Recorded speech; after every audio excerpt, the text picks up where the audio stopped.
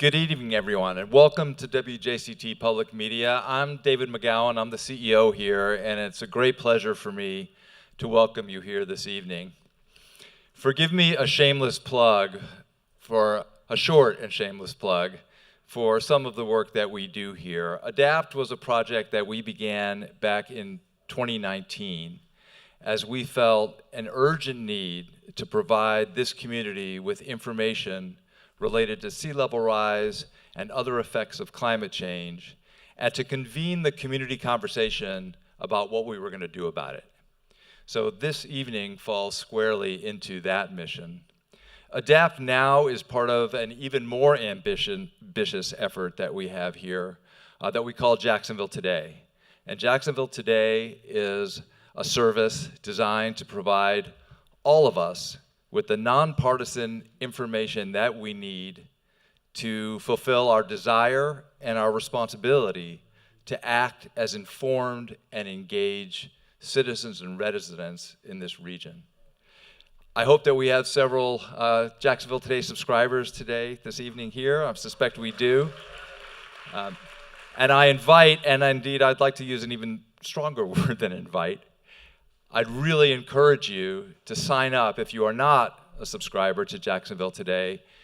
There will be a QR code that will show at the end of the program, this evening's program, and there is a table out front where you can learn more and sign up. It's absolutely free, and I really hope that everyone here this evening will leave the room as a subscriber. So with that, let me introduce Jessica Palombo. Jessica is our editorial director and the editor of Jacksonville Today and the moderator of this evening's program. Thank you. Thank you, David.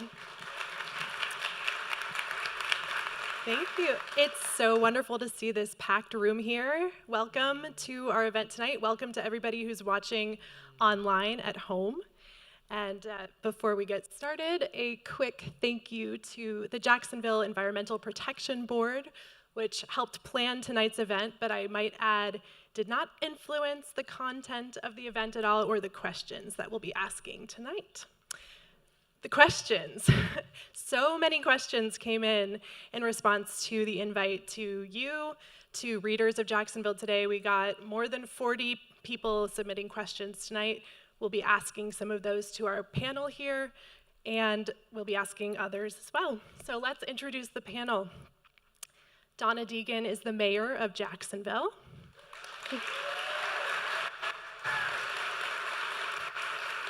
We have Anne Coglianese, who is the Chief Resilience Officer of the City of Jacksonville.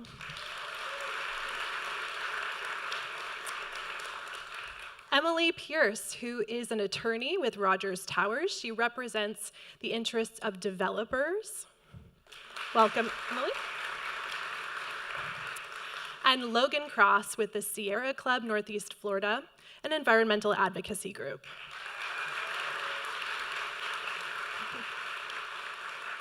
So before we get started, why is this conversation happening now? Well, 2 years ago, the city of Jacksonville hired its first ever Chief Resilience Officer, Anne, and she's been working ever since then, gathering data and putting out recently this hotly anticipated report, Resilient Jacksonville. It lays out a vision for the next 50 years of Jacksonville, following a model of growth that considers changes expected because of climate change, but also because of changing technologies, population growth, and economic and social factors. And it lays out 45 actions that the city can take. So Anne, let's start off with you and talk about the types of data that went into this report. And we have some visual aids here. So we have some flood exposure and heat exposure. Tell us what these maps are telling us about our risk. Well, first of all, thank you for hosting this event and having us here. It's very exciting to finally be able to physically hold the strategy in my hand. It was a long time coming, and I think when I first started this work, I was stepping into a community that had already had a lot of conversations about risks and vulnerabilities, and I think that speaks to kind of the spirit of Jacksonville that residents went through Matthew and Irma and really felt that that was a compelling wake-up call and wanted to make sure that we were prepared for what was next, recognizing that Irma was not a direct hit. So I think folks who were advocates in this space were able to take a good hard look at that and say, okay, what do we need to do? And I felt very, very fortunate to step into the role. And I think from there, what was really important to me was that this be a citywide, a community-wide strategy. And I think oftentimes it's in human nature to go off of the last storm, the last heat wave, when you're starting to think about what you need to do to prepare. But of course, we know that we can allow data to guide us, and that would have the benefit of making sure that we don't have blind spots. And so this map that's up here, this flood exposure map, was really important for me, that we had a data layer that showed the entire county. And this map is stitched together both the coastal zone and our tributary maps. So we have kind of upland riverine flooding and coastal storm surge flooding in one visual layer, so that we can actually really have a full picture of flood risk. Now this is simply exposure, and I think one thing that's important to point out is our future is not set in stone, and this map also doesn't account for infrastructure that we can build to protect us. So specifically calling out downtown, where we are today, if you look at this map, and it can be hard to see, there is a lot of downtown, specifically where we are, that is in the future floodplain extent. But of course, the way the city is building bulkheads in downtown is elevating them from their previous standards and baking in adaptive capacity to our infrastructure so we can cap these bulkheads in the future. And so just because this map shows that that's a floodplain, it doesn't inherently mean that we will have flooding there if we're planning our infrastructure effectively. I think the other thing that's really important to note on this map is that depending on where you are in the county, almost every community is going to be experiencing flooding on some level, and this really is a county-wide problem. It's not isolated to the beach communities or the intercoastal or the main channel of the St. Johns River. You can get back into neighborhoods and be influenced by a tributary system and have flooding problems. So we really wanted to make sure that we didn't miss some of the planning steps and some of the infrastructure investments that were needed for that. I think if you go to the other visual on heat, this map was produced last summer or 2 summers ago through a partnership with UNF and the city, where a group of volunteers drove through the city with heat sensors attached to the outside of their cars that gathered heat and humidity data, and then all of those data sets were aggregated to give us a map of our exposure. And what we found is that depending on where you are in the city, you could have a temperature differential of 12 degrees, which is extraordinarily significant, especially when we're thinking about the public health impacts of a heat wave on the human body. So this was a really foundational layer. These are just 2 maps of kind of climate exposure that went into this document. But I think it speaks to really one of the fundamental pieces of this strategy is that it's based on science and data, and that it's countywide, so that we can have a picture of how every resident will be impacted. Turning toward Mayor Deegan, we have projections in this report talking about the growth of population that's expected.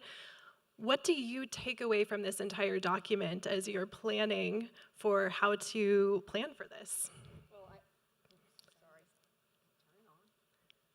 Go. Hey, that works. First of all, I'd like to say I'm jealous of Anne because she can sit all the way back in the chair and actually touch the ground. I would be kicking my feet up. But I just have to brag on her for a moment because, when she first came and showed us all that was going into this report, I want you all to understand, if you haven't had a chance to look at it, this is absolutely a model for the country, the way this was put together. I mean, it is state of the art. It gives us so many different scenarios of what could happen in various parts. I mean, really in every part of Jacksonville. So I just want to commend her for her work. I could sit and listen to her talk about this stuff for hours, truly. But what it says is we've got to do everything that we can to mitigate what we know is coming, right? And so I think that's everything from making sure the way we develop and work with our development community to make sure there's no point in building if those buildings are going to be underwater, right? So we have to find out what are the proper places to build. How can we zone to make sure that we're taking all of these things into consideration? What can we do to mitigate these heat areas? Plant more trees. We committed to putting that. There's a $20 million tree fund out there that we're now putting into place. So there's so much that we can do and must do to actually address this. If we don't get this piece right, there's very little else we will be successful with, because we have a very, very vulnerable area. And that's not being alarmist. That's simply saying, we have the tools now. Anne has given us the tools to prepare and to make sure that we're creating the types of scenarios citywide in the way that we really look at our infrastructure to make us successful. And so I'm so excited about this. I think it's going to provide Jacksonville with a great roadmap for how to go forward. Logan Cross, how do environmental groups like the Sierra Club view this report? Are you excited? Are you thinking it's not enough? Okay, thank you very much. First, I want to preface with what I'm going to say was, I think I speak on behalf of many in the environmental advocacy community, and I have to say that we are very pleased that Mayor Deegan is our new mayor. We've been waiting a long time for a mayor who's very open-minded and forward-thinking, so that we're very pleased about. And from the early stages, not long after Irma, many in the environmental community were very active in advocating for the creation of a chief resiliency officer position. So we were very, very pleased that that position was created. And now I would have to say that Anne has done an excellent job of developing the plan. If you go through the plan, you'll see it is very comprehensive and forward-thinking. Also, the methodology used is very sound. So we really commend her for that. But as environmental advocates, we view it from this perspective, in that the resiliency plan is designed to address essentially the extreme weather events that are really a symptom of a much greater illness, which is climate change. And that you have to have a resiliency plan, and I think this plan does a very good job of this, but we do think that it needs to be accompanied by some actions on the part of the city and other major entities within the city to reduce carbon emissions. First, acknowledge that we've got a problem and address the carbon emissions. Now, again, the resiliency plan is, as it is named, a resiliency plan. And the resiliency plan does include in it a stipulation that a regional climate action plan will be developed. Mm-hmm. Our concern with that is it's a regional plan, not a Jacksonville plan. And the plan may take as many as 1 to 2 years to develop. And the urgency of climate change calls for immediate action. And it's our hope that our city will now embrace this whole idea of addressing climate change and take some very substantive steps. We think that there's some that can be done. We don't have to wait 2 years for a plan to be developed. Logan, you're not the only one to raise that point. We heard from a few readers who asked similar questions. So they perceive this plan as being an acceptance of the inevitable, adapting. What about trying to prevent the worst effects of climate change and doing some mitigation? So I'd like to let Anne and the mayor respond to that. Yeah, I think I frankly don't disagree with you. I think we can have a very sound resilience strategy on one hand, and then also make sure that we're being good stewards of kind of our global community and making sure that we're limiting our contributions to global greenhouse gas emissions. And if I could put 2 members of our audience on the spot very briefly, Mayor Deegan has brought on Ashante Green as the sustainability manager. If Ashante, you're willing to stand up. Woohoo! So Shante will be leading a lot of that work for the city. I also want to call out Judy Holm, who's a recent Fuse Fellow to join the city. Judy is helping us with that regional climate action plan. And Logan, I think, your point that a plan can take 1 to 2 years, I think one of the reasons we are doing that is because it's part of this EPA program that'll give us access to $4.6 billion in competitive funding that we can then use to build projects. That doesn't, however, mean that we can't be building projects while we're going through that planning process. So I think it's a yes and I'm very excited that the mayor is supportive of this, that has brought on Ashante, that we've been able to tap into kind of philanthropic opportunities with Fuse to really bring that sustainability lens to the forefront. Well, thank you for stealing my thunder on Ashante. But no, I'm thrilled you did. And I'm so grateful to have her on board. There is really no one over time that I have seen more dedicated to this this whole thing than Ashante has been and continues to be. She sends me ideas already every day on what we can do. But I'll tell you, it's really important that we do take some of these steps. One of the first things I said when I came in was because they asked me about, as the mayor, you're going to have a vehicle to drive, and I said, well, I'd like an electric vehicle, and they said, well, we don't have any of those, and I was sort of surprised because I know that JTA, I know JEA have moved to start changing over their fleet. So one of the first things I did was find out, what do we have to do to start the changeover of our fleet to electric? That's one thing, but it's an example that we need to set. So it's really important that we start moving toward these things that would. And frankly, what you always have to do in these situations is make the business argument for why it makes sense. Data is always so important. And actually, I don't know. Have any of you read Sadiq Khan's new book, Breathe? Have you heard of that? He's the mayor of London. I met him when I was over in London. And he was telling me that he developed adult onset asthma because of London's absolutely horrible, filthy, diesel-laden air.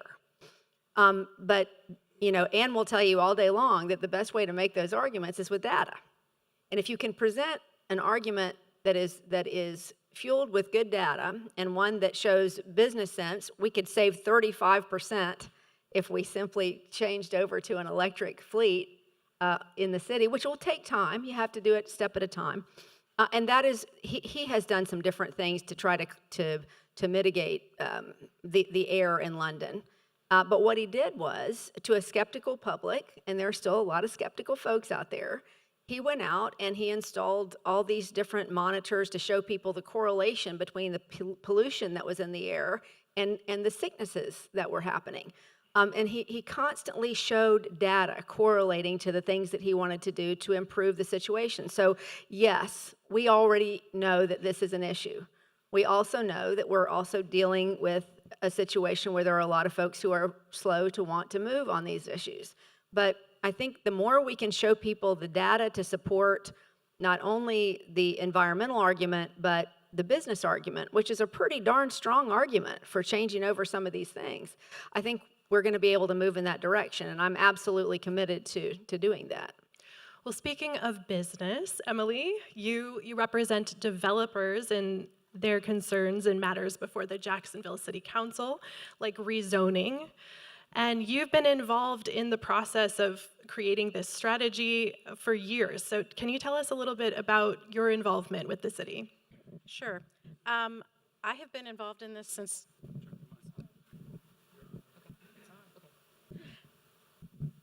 I've been involved in this since 2019. Today, and Anne knows this, we just had our first meeting of the group that is going to update the zoning code to address resiliency and to address affordable housing. I've been on 5 different committees, so I'm very familiar with this, and I have represented the developers, the builders, and the large landowners throughout this process. And basically what I would say is that they are certainly not opposed to this. They understand that things need to be resilient.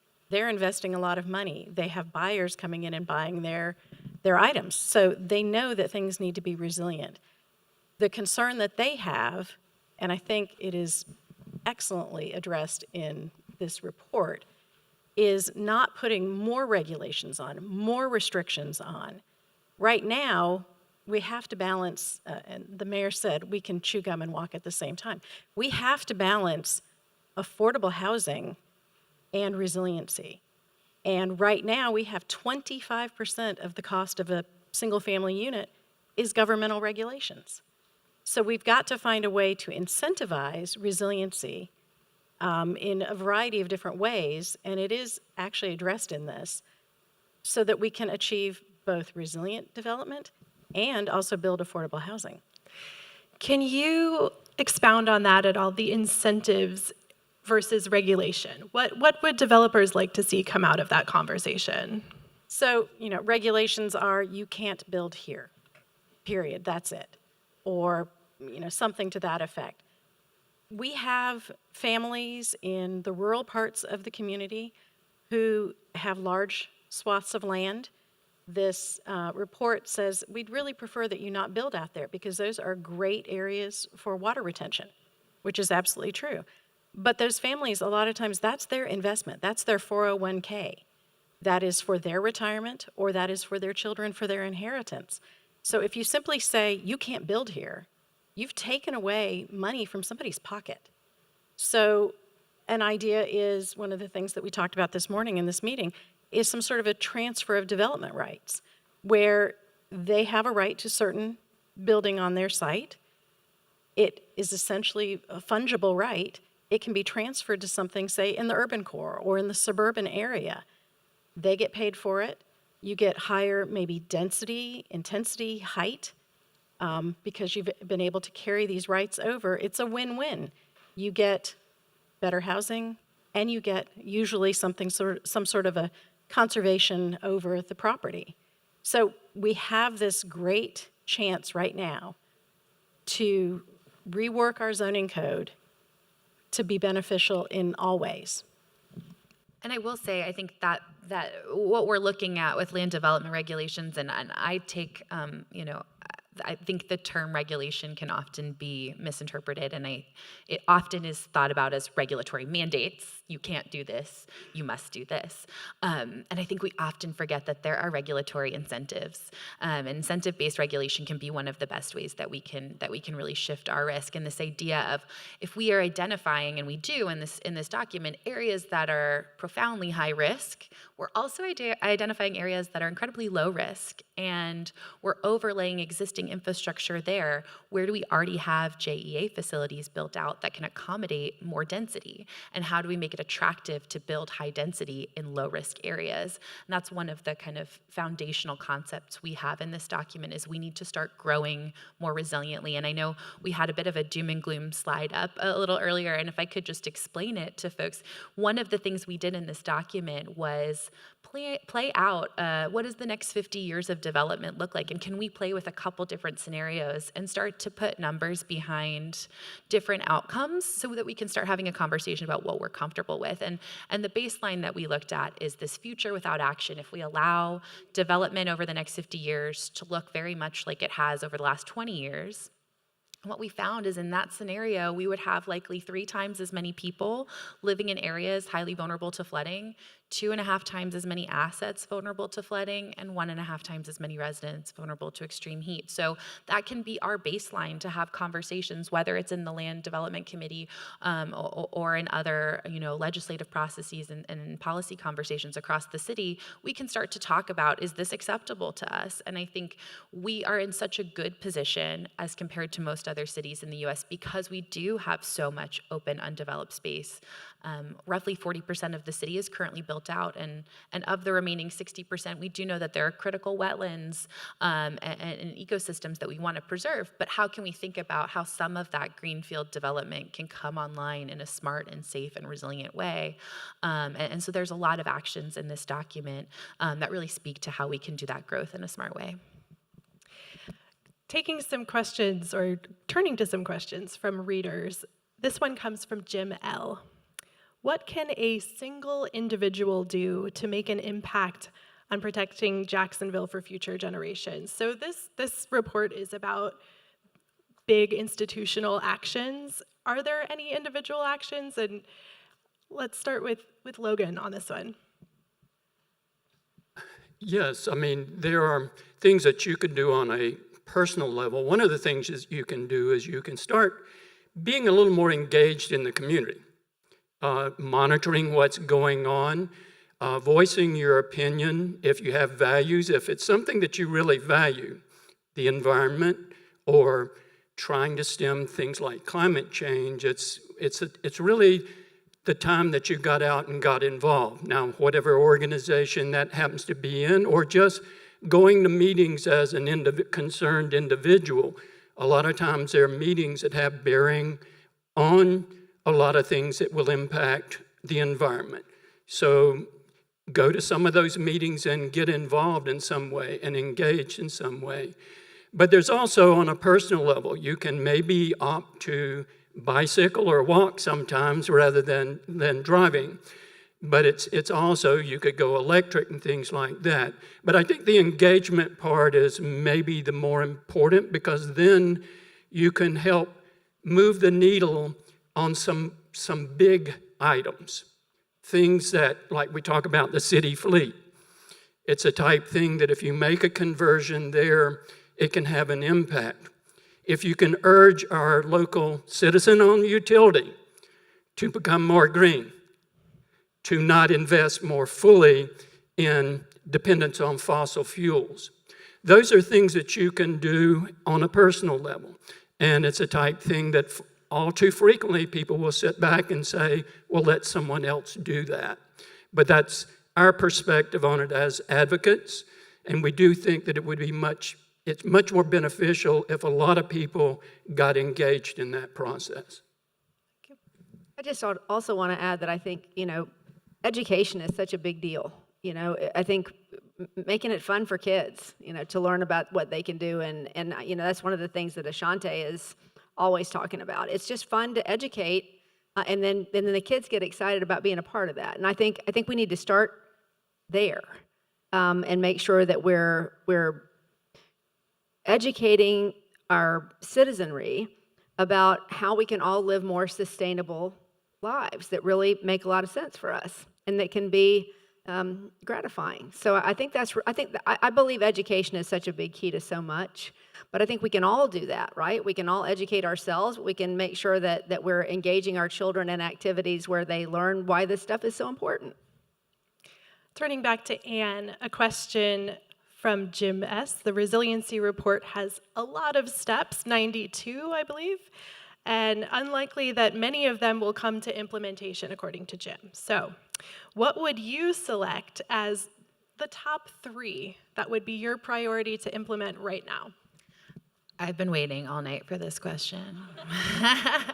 When I first got here, I kept hearing Jacksonville just writes plans and they sit on shelves and nothing happens. And it was such a pessimistic attitude. But it struck a chord with me, and it made it very clear that when we produced this, it needed to look different. So we have 45 actions with 90 sub-actions. And for each action, you'll notice that we delineate a general time frame, general cost, and also implementation partners. So we really wanted to make sure that the mechanics of how we implement it were front and center as we were writing these strategies. I think one of the things that's felt really exciting, just as we were, producing the document and as we were publishing it, was that some of these were already starting to happen. So we had a series of heat waves over the summer, and Mayor Deegan and her team opened up cooling centers and extended their hours. That was already language that we had teed up and ready to go for an action on heat, because we knew that this is going to become a chronic issue and we needed to make sure we have more facilities available.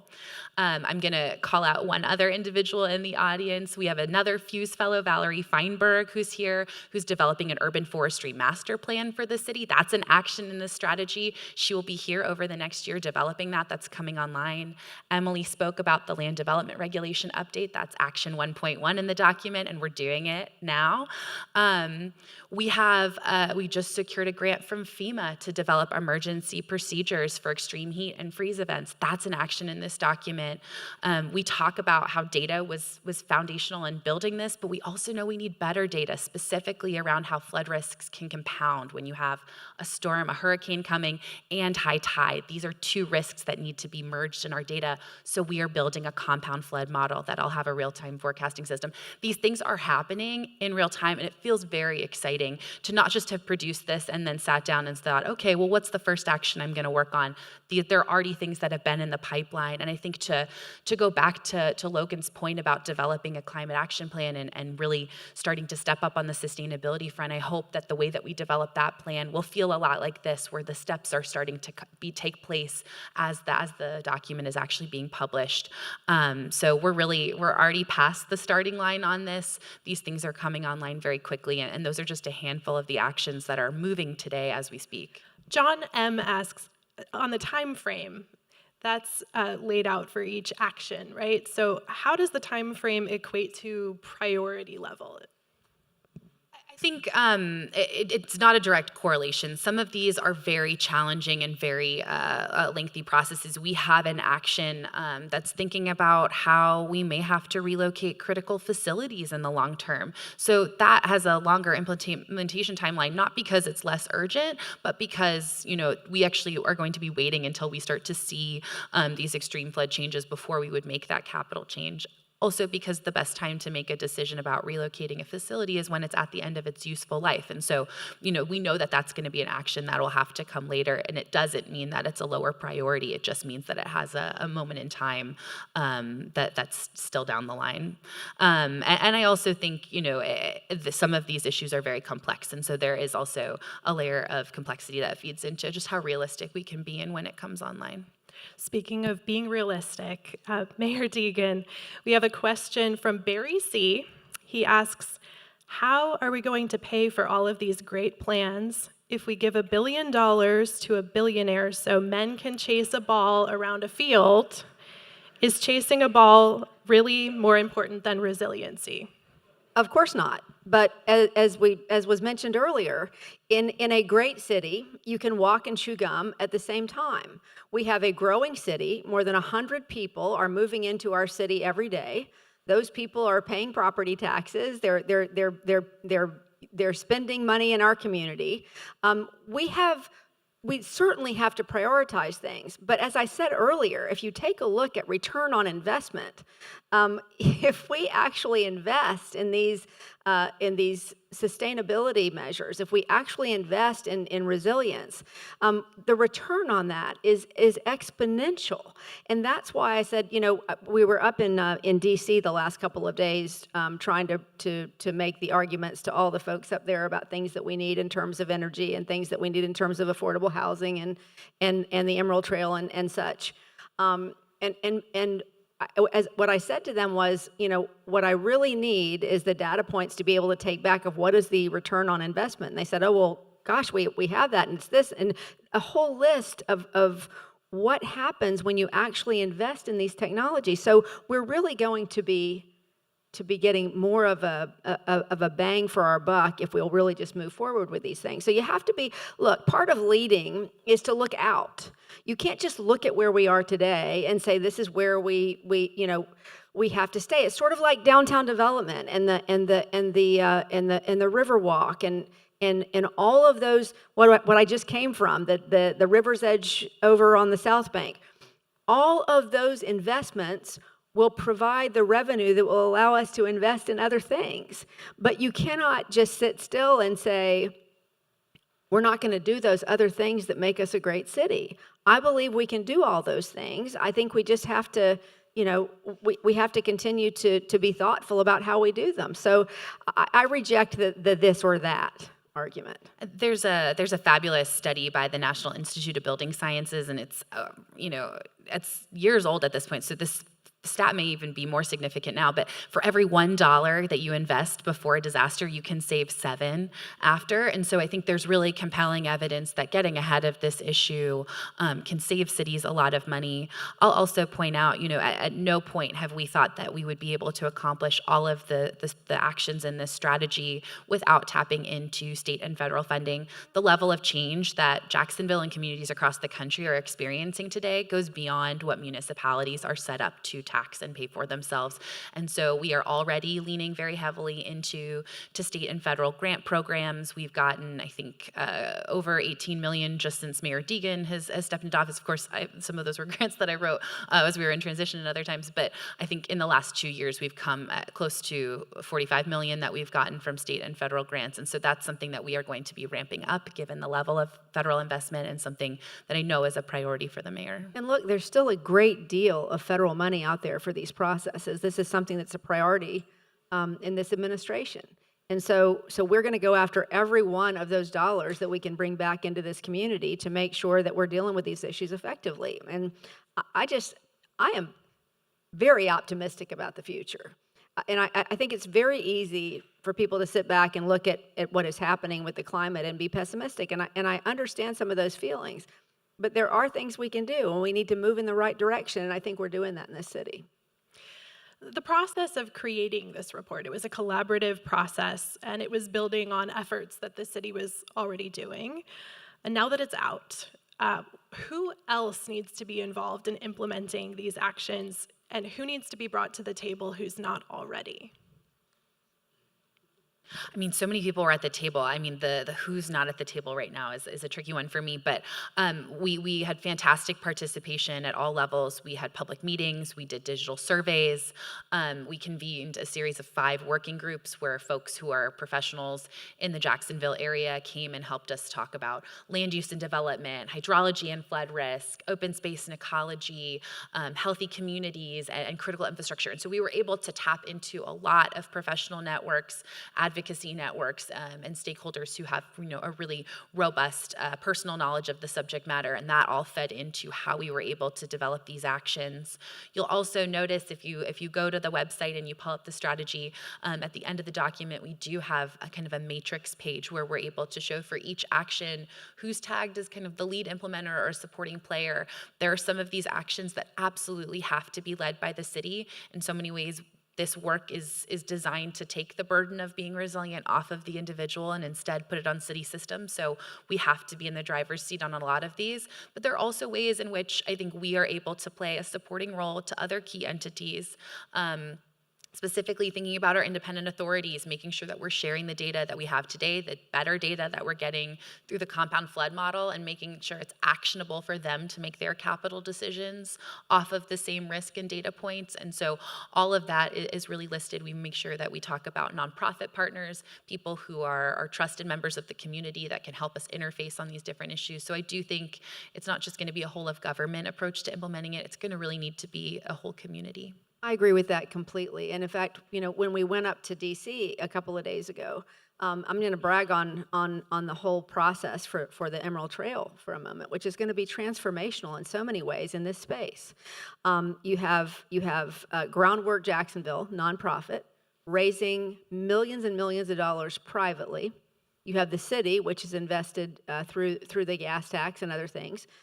You have the federal government, which there is a match there. JTA is incredibly involved in terms of the building process. So what we all did is we went up there together as a united front to say, here's the partnerships we have. It's incredibly important to have collaborations from all areas, of the city. Collaboration is everything, and being able to have a shared, unified vision. So I think that it's incredibly important. Every one of those folks that Anne mentioned, we've got to have the entire community involved in this process and really singing to the same sheet of music. We got a lot of questions about the topic of flooding. So I'll go back to our flood map and want to ask about strategies like the pump stations. There's one going in San Marco right now. Is that something that the city is looking at doing more of? And what other strategies are we prioritizing here? It's a great question, and we get it a lot. I think one of the challenges, because Jacksonville has so many exposure points to flooding, we actually have 5 different types of flooding that we experience.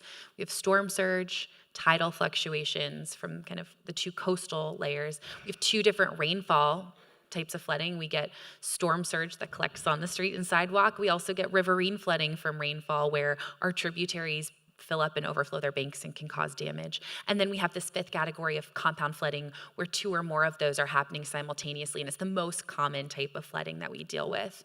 And the thing is that our infrastructure response needs to be tailored to the conditions that we see. So a pump station is a really fantastic solution when you have an area that is shaped like a bowl. It will not drain unless you mechanically pump it out and over a boundary of a basin. There are very few areas of the city that are truly that basin's shape. It's also one of the most expensive and finicky solutions that we can put in place. I came to this role from New Orleans, which is a city that's entirely run on mechanically drained pumps. They break, they are expensive. It is not going to be a solution that we want to see everywhere, especially because it works against our natural environment. Just across the river in Riverside, we also see localized flooding, but unlike San Marco, the farther you get back from the river, you don't actually get lower in elevation like a bowl, you get a little bit higher. And so what we have a problem with there is when high tides rise, we have tidal flaps that close, and therefore all of the rain that falls in Riverside can't get out to the river. And so then it backs up and starts to flood cars and homes, and that's a problem. But it's a different problem than we see in San Marco. And in that case, yes, you could solve the problem by putting a pump station and just pumping out the water as it drains, but another opportunity that we have is really capturing that rainwater higher in the watershed through green infrastructures and park improvements, and that can improve quality of life for residents throughout that neighborhood and slow the flow of water as it gets downhill and alleviate that. So what we're doing through our compound flood model is also having a decision support tool attached to it that will allow us to weigh the pros and cons and the effectiveness of different infrastructure solutions. So we can say, what does a pump station look like as compared to 20 green infrastructure solutions all working together? And how does that change the damages that we might see? So that's the level of rigor that we're moving towards through our data investments and building off of this strategy, because we know that we need to make sure the right solution is hitting the ground in the right area. Emily, I have a question for you from Laura D.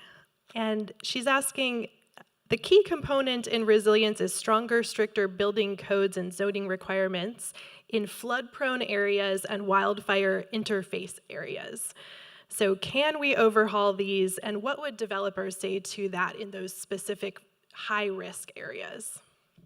So, like I said, the high-risk areas, I hope that we end up with some sort of development transfer rights. To me, that, and that's just me personally, seems like a great solution. Another way to push development into the lower risk areas is to allow higher densities, higher heights, some creative things. One of the things that is talked about in here is things like pervious surface. So instead of paving a parking lot, you put in pavers that have holes in them so the water can drain through. That's great, but if I'm trying to build affordable housing, those cost 3 to 4 times as much as asphalt. So hopefully we can put into our regulations some sort of a system where you get some sort of credits for doing LEED type building, environmentally friendly building, planting more trees, creating green space. We're doing some projects right now in the urban core where we're taking areas that are completely paved over and taking them back to green. So giving some incentives, whether it's higher density, again, higher height, waiving fees, these types of things will help push development from the higher risk areas to the lower risk areas. And I think one thing to note on that is the city's paying for it, whether we do it up front or after the fact. There is a limit to how much we can change just in the publicly owned space, our right-of-way, our park spaces, our facilities.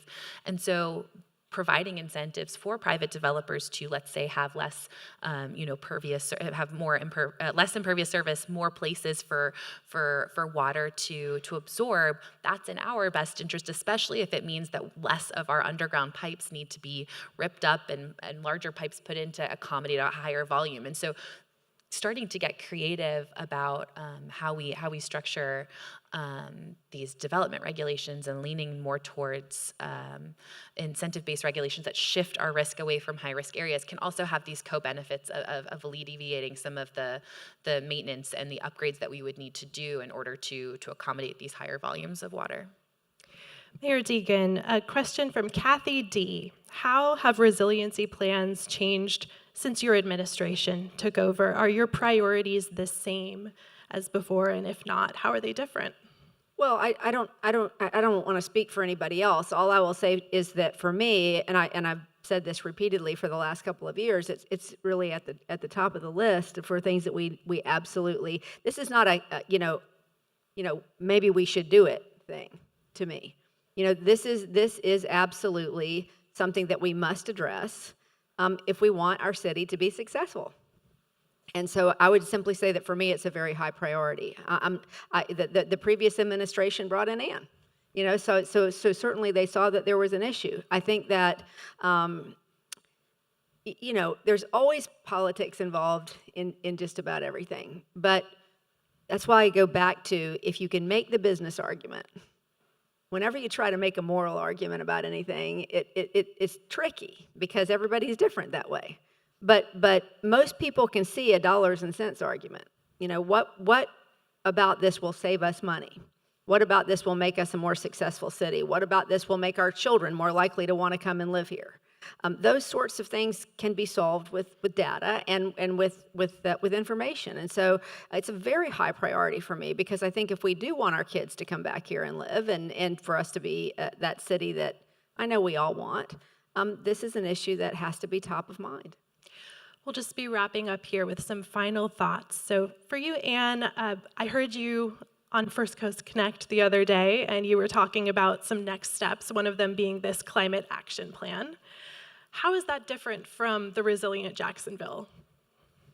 I feel like it's semantics on some level and also very profoundly different. So I think often, some people use resilience and sustainability interchangeably, but I think both are under this this umbrella of climate. And so if you're thinking about how do we respond to climate change, it's happening whether we like it or not, and people are at risk. That's resilience. If you're thinking about how do we stop it from happening? How do we take responsibility for our emissions and move to cleaner and greener fuels? That's sustainability. That's kind of the difference between adapting to climate change and trying to mitigate the actual progression of climate change. And I think both are really important. I think it's easier often. I mean, it's hard, but it's more palatable to people to make the dollars and cents argument of this is happening, you are at risk, and we need to do something about it. It's also, I think, where local governments have the strongest responsibility to do this. This is our capital investments. These are our residents and their safety, first and foremost. And so I think that was the entry point for this work for Jacksonville. But of course, we know that we are players in a global movement that is affecting change. And so we have a responsibility to play a leadership role as well.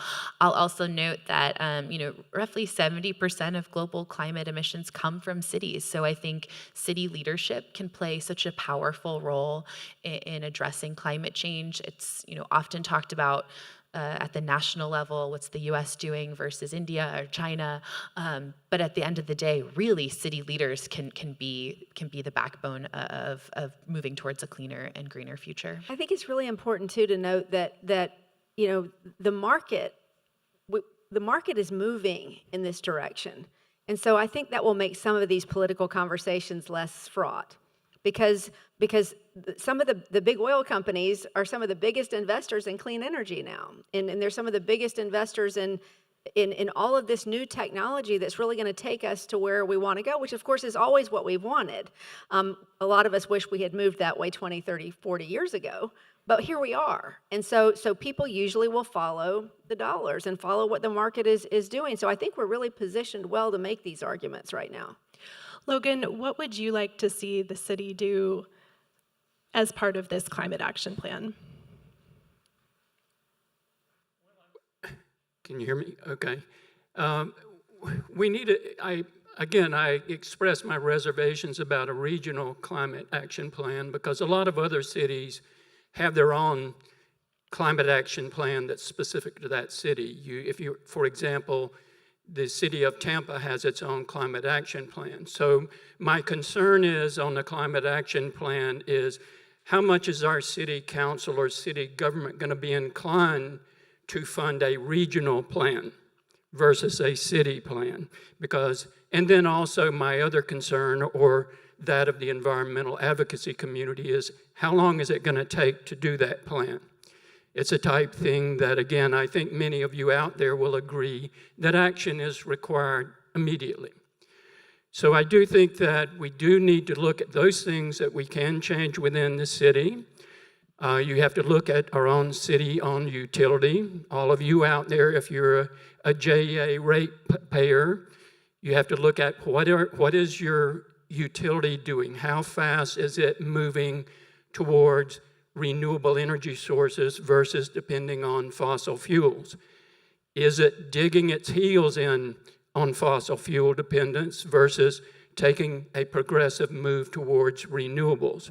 Because that's really going to shape how far our city can move along. Because you have to look at those big pollution sources, those big sources of carbon emissions.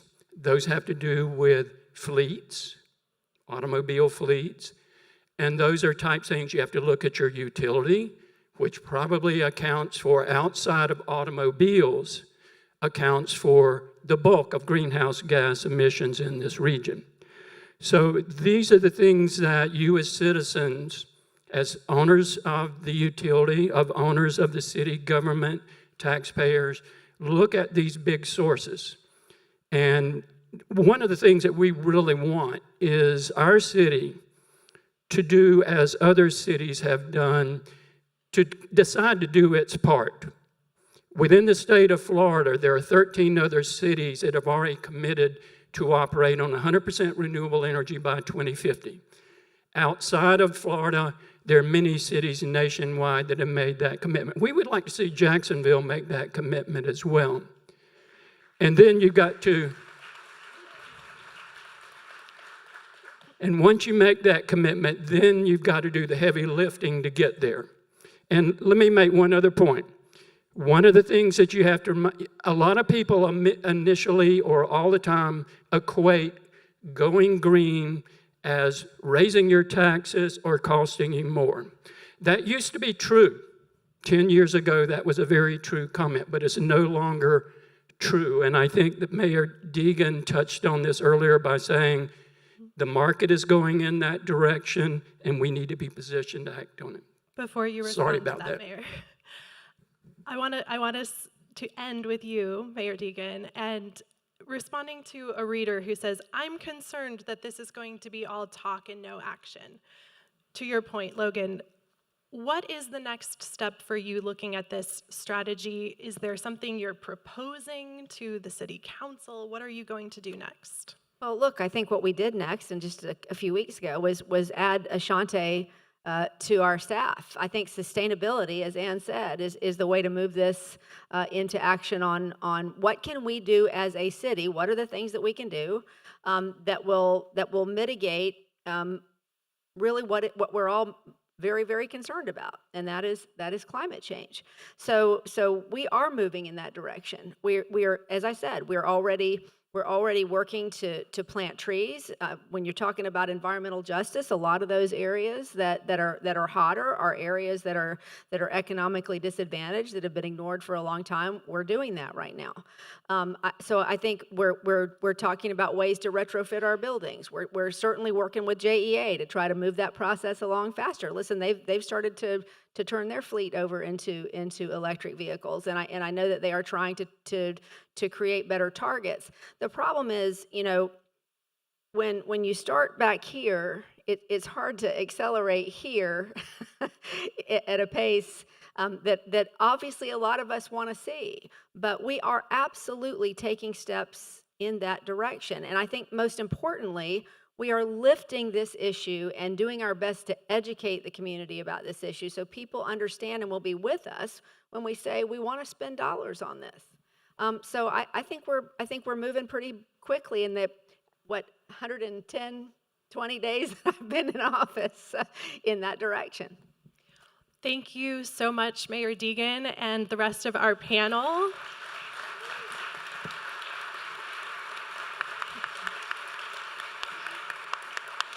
Thank you for coming out tonight. If you have not already, I encourage you to sign up for our newsletter, Jacksonville Today. It's at jaxtoday.org. You can scan that QR code and get signed up right now. And please complete the survey that's on your seat and hand it back to any of our staff before you leave. Thank you so much.